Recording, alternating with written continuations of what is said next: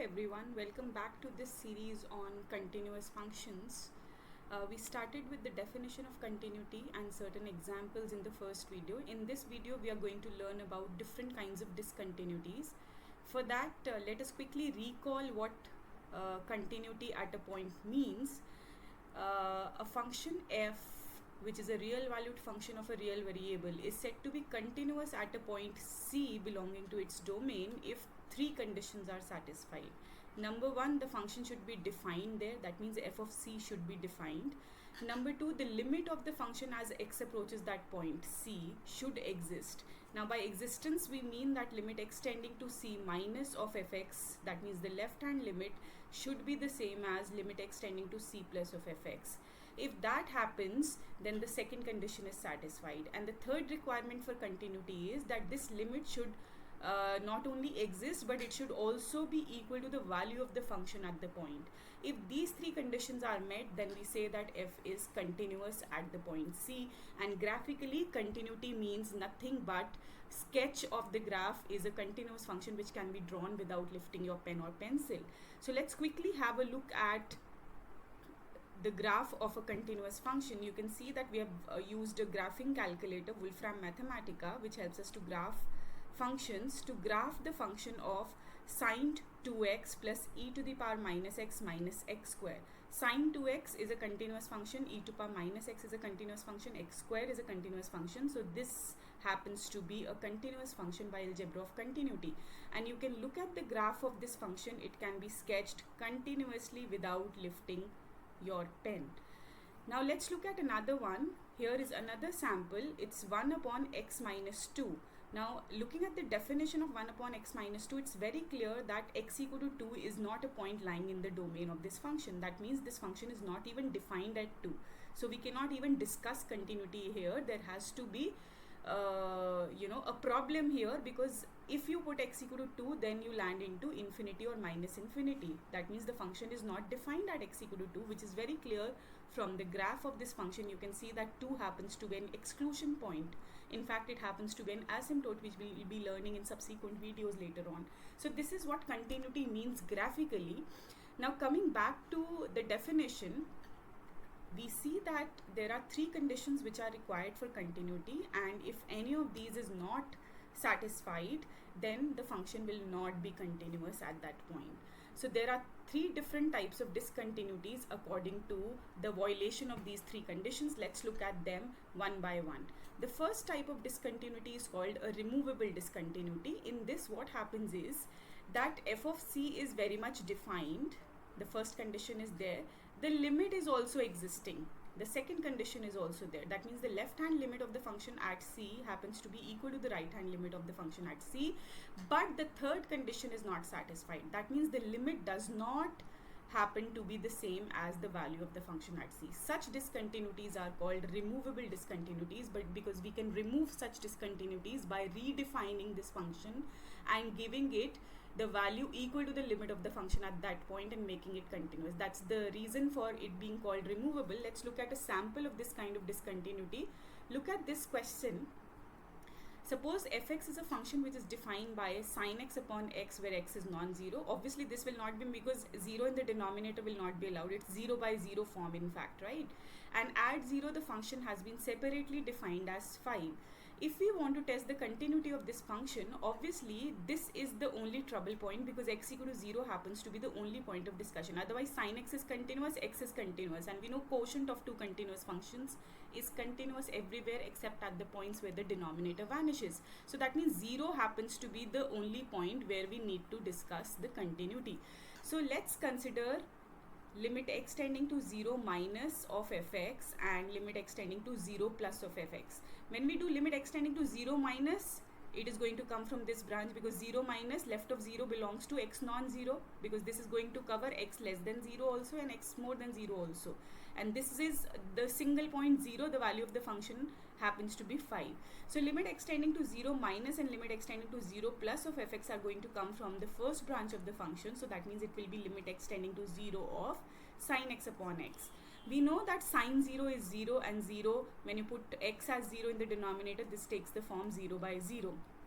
And all of us know through a well-defined rule called L'Hopital's rule, it helps us to find out values of those limits which are in 0 by 0 or infinity by infinity form, because these forms are indeterminate to begin with. We cannot write its answer straight away unless we apply the rule which is called L'Hopital rule. L'Hopital rule says that whenever you come across 0 by 0 or infinity by infinity form, then you differentiate above and below. When I differentiate sin x, it becomes cos x above, and differentiating x gives me 1 below. So that makes it, now when I put x as 0, cos 0 is 1, so the limit happens to be equal to 1.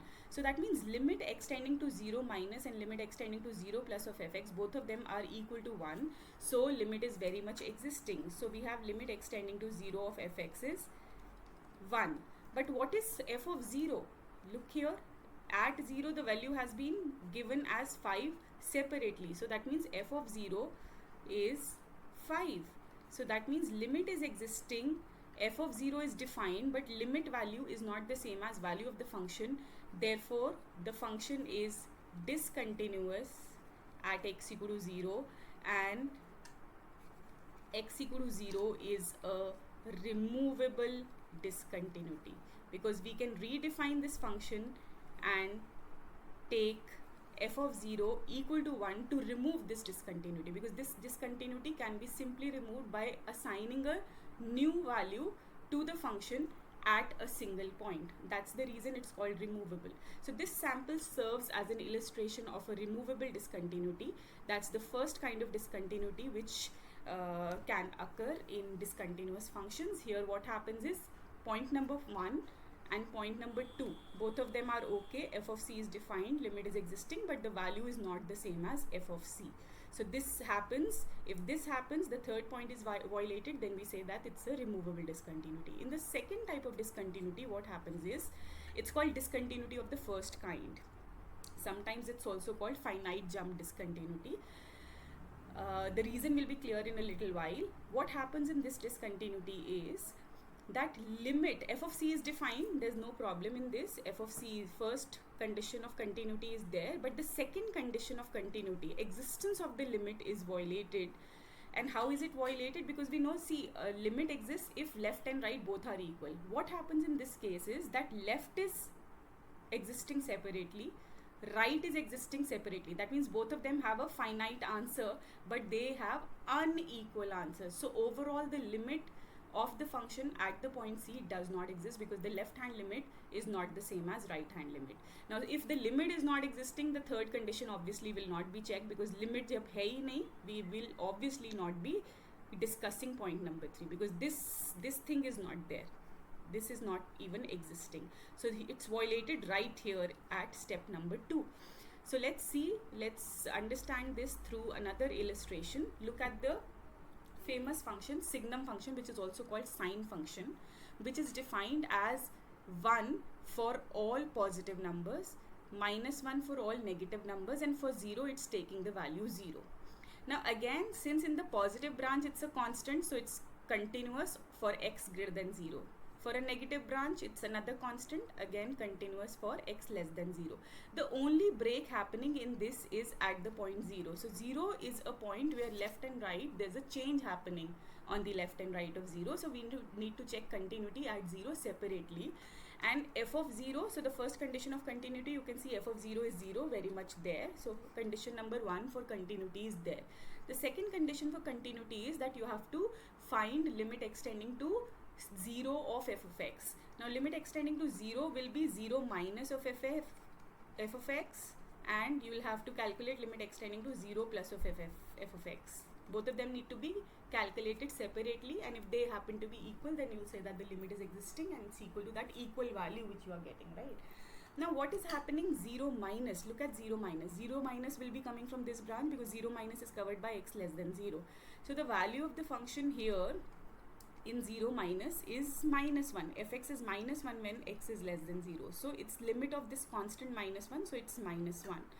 The same way, when you discuss limit extending to 0 plus of fx, it's going to be limit extending to 0 plus. Now 0 plus is going to come from this branch, because 0 plus belongs to x greater than 0, this segment of the domain, right?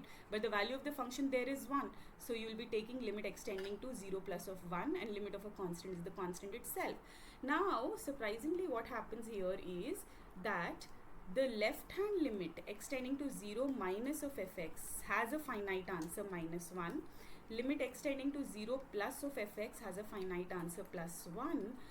But since they are unequal answers, therefore limit extending to 0 of fx does not exist. And if the limit is not existing, then the second condition of continuity is violated. That means this part is gone, this is not there, so that means the function is not going to be continuous at this point 0.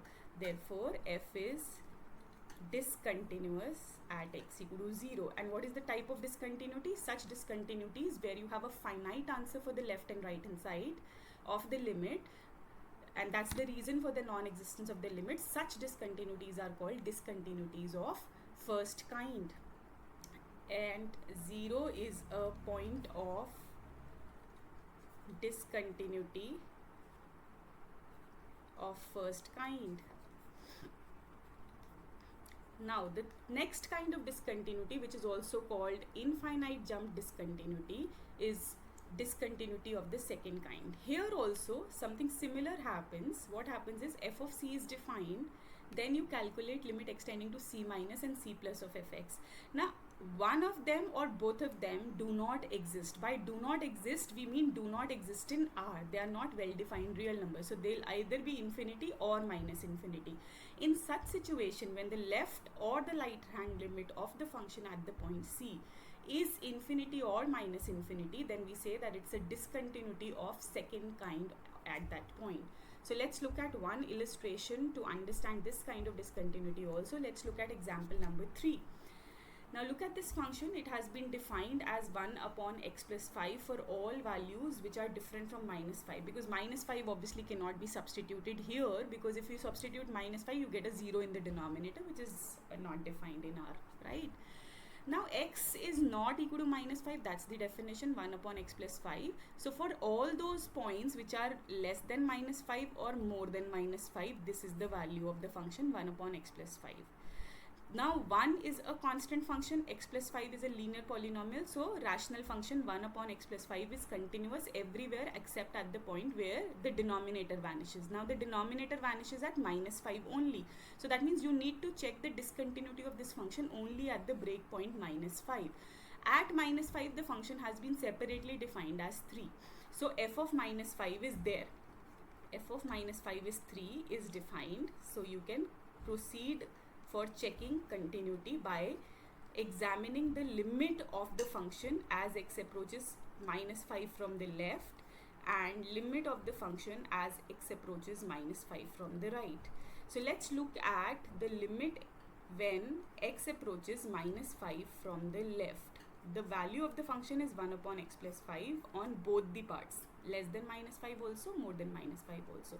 But there's a caution which needs to be taken here. When you put -5 in the denominator here, you get a 0 in the denominator. Now whenever you see a 0 in the denominator, the answer should not be written blindly as infinity. You have to check the sign of the expression also. Here I would like to make a comment that if you have 1 upon 0, the answer to 1 upon 0 is infinity, plus infinity. But if you have -1 upon 0, it's the other sided infinity. So whenever you see a 0 in the denominator, you have to also see the sign of the expression. It's going to be infinite, certainly. Whenever you have 0 in the denominator, it's going to be infinity. But what kind of infinity? A plus infinity or a minus infinity depends on the sign of the expression. Now you have a 0 in the denominator. When your x becomes -5, you get a 0 in the denominator. But what about the sign of this expression? That needs to be seen. See, when x is approaching -5 from the left side, that means x is less than -5. When you are in this segment, the left hand limit of -5, here is -5, this is the left side. So when x is here, then x is less than -5, that means x plus 5 is negative. That means this expression 1 upon x plus 5 is a negative expression, and a negative expression with a 0 in the denominator is a -infinity. Now similarly, when you put limit extending to -5 of plus side of 1 upon x plus 5, again you are going to get a 0 in the denominator, but this time your x is more than minus 5. You are coming from here to minus 5, from the right of minus. So that means x is more than minus 5. So that means x plus 5 is positive. When x plus 5 is positive, 1 upon x plus 5 is positive, and you have a 0 in the denominator of a positive expression, so it's a plus infinity. So you have two different infinities coming up here as the left answer and the right answer to the limit expression, and such functions where you have an infinite answer to one of the limits, either left limit or the right limit or both, such functions are called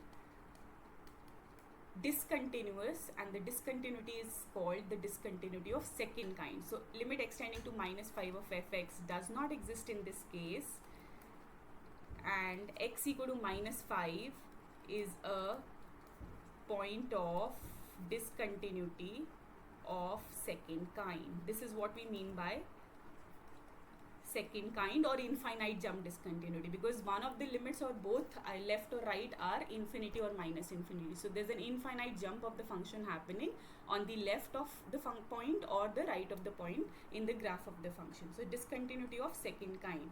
This is how we decide discontinuity, the type of discontinuity. It's very easy if you look at the three conditions which are required for continuity. Number one, the function should be defined, then only you will be discussing continuity. Then you look at limit existence at that point. If the left and right are equal, limit is existing, very good. Limit existing, value of the function equal to that, continuous function. So we are done. Now limit existing but value of the function not coinciding is what leads to the first kind of discontinuity, which is removable. In the second kind, the limit will not exist, but the left and right answers separately will be some finite real numbers, right? And in the third type of discontinuity, which we call as discontinuity of second kind, either the left hand limit or the right hand limit of the function is going to be infinity or minus infinity. There can be a situation where both of them are infinite, but infinity, whenever you see infinity as the answer to the limit, it's a discontinuity of second kind happening at that point.